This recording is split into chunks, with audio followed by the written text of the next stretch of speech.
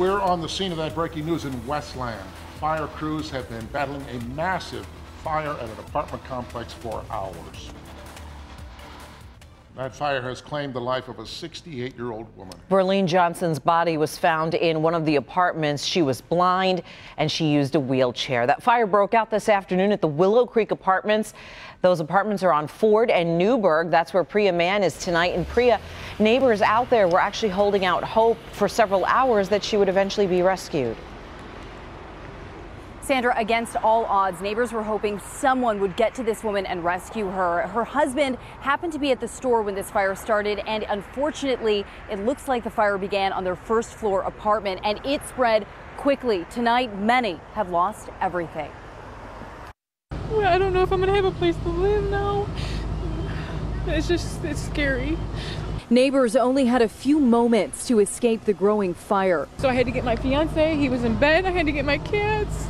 Once others realized how fast the fire was spreading, they started yelling for people to get out. I was the one that came out and screamed for the neighbors upstairs to know exactly what was going on. There was no smoke detector going on. I heard my downstairs neighbor yelling, fire, fire, and next thing I know, I tried to go see if I can get out in time through the front door, and I couldn't, so I had to come out the living room window.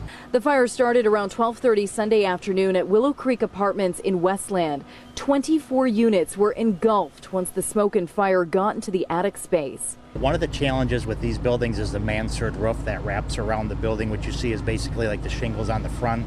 When we get fire into that void, it basically just races around the building and creates a very large challenge because it just goes right up into the attic space. Firefighters and concerned neighbors were unable to save 68-year-old Verlene Johnson. You know, you're friends with and that you care about, and that's, you know, in a wheelchair and she's blind, and it's scary.